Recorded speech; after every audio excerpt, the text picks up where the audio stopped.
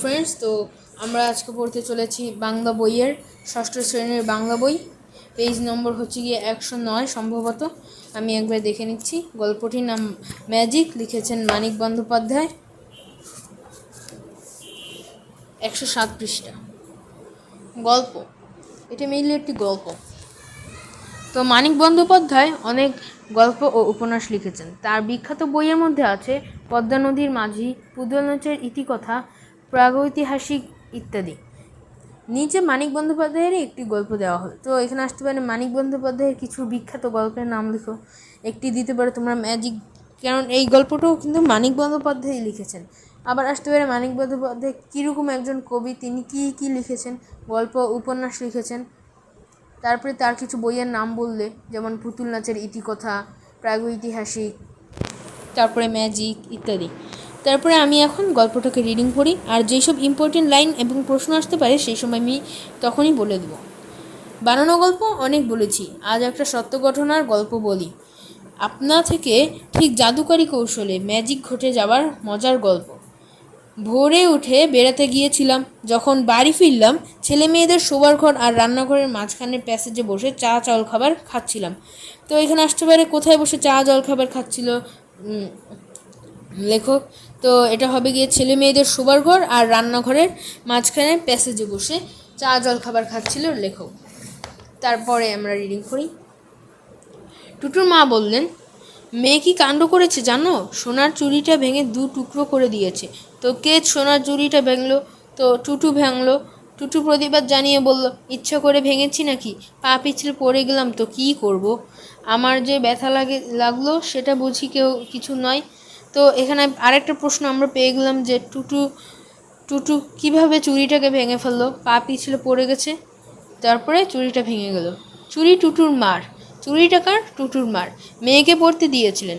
ঘরে আমি জামা ছাড়ছি, টুটুর মা উঠে এসে খাটের বালিশের তলা থেকে বার করে ভাঙা চুড়িটা দেখলেন সমান 2 টুকরো হয়ে গেছে।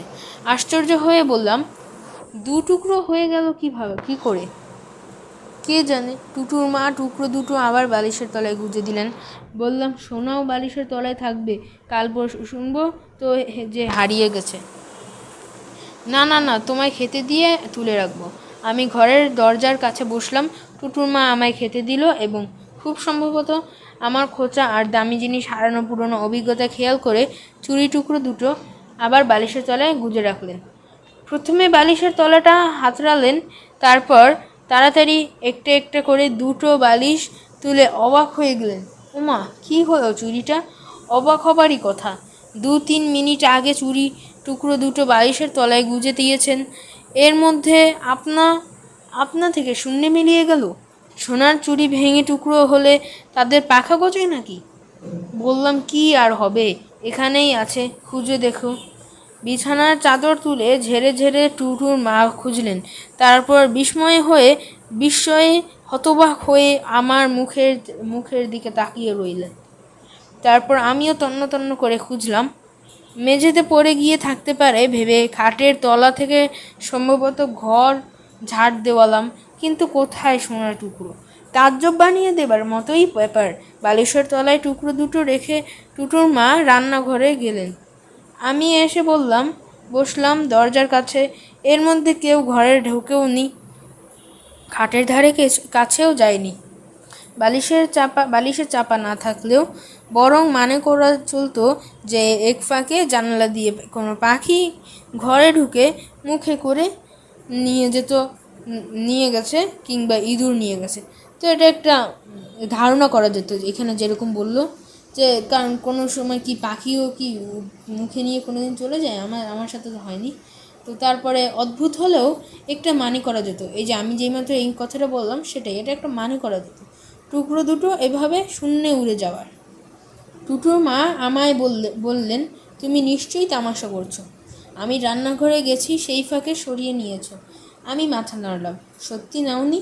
না। তো পরের পেজে যাই। এখানেই প্রায় শেষ আমাদের এই গল্পটি।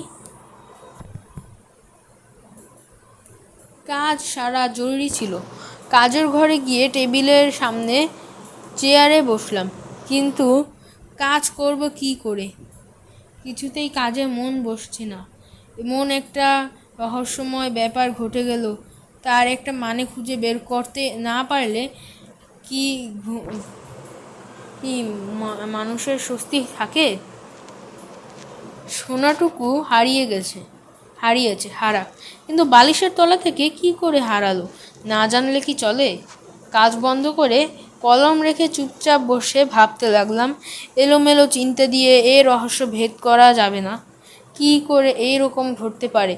একে একে তার সম্ভব সমস্ত সম্ভবপর কথা ভাবতে হবে। আমায় দেখিয়ে টুটুর মা যখন টুকরো দুটো আবার বালিশের তলায় রাখতে গেলেন, তখন কোনো গোলমাল হয়নি তো? ভাবতে গিয়েই আমার এমন হাসি পেল।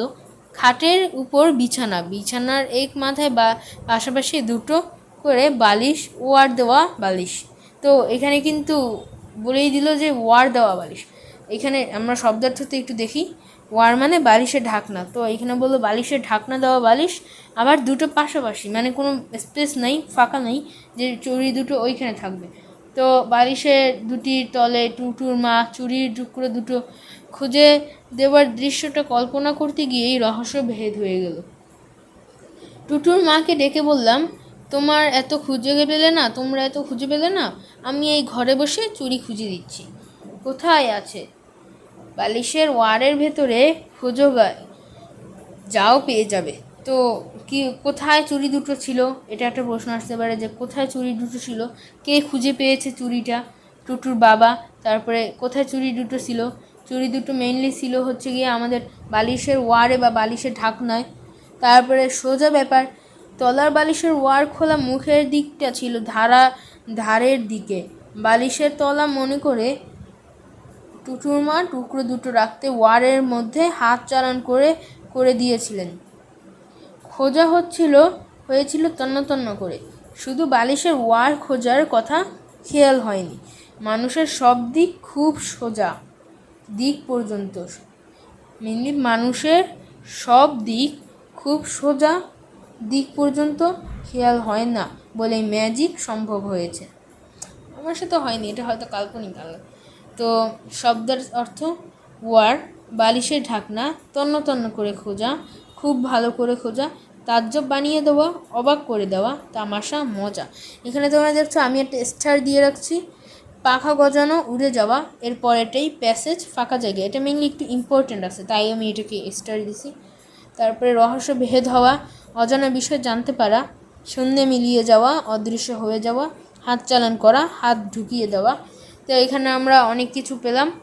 এই লাইনটা বালিশের ওয়ারের ভেতর খোঁজে গিয়ে, এই লাইনটা তোমাদের ইম্পর্টেন্ট। আমি তোমাদের কিছু লাইন ইম্পর্টেন্ট বলে দিচ্ছি।